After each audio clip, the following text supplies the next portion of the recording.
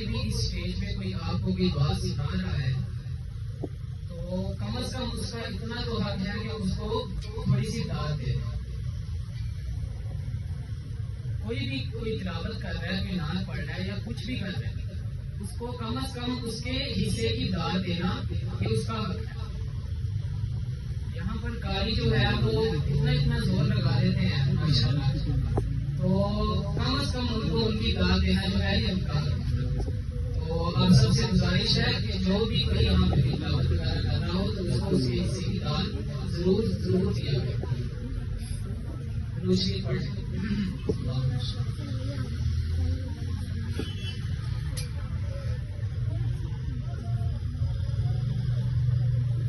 میرے ساتھ سبحان اللہ کی آواز جو ہے وہ بلند رکھنی ہے تاکہ جو ہے وہ نعت پڑھنے کا بھی مزہ آئے اور سننے کا بھی مزہ آئے.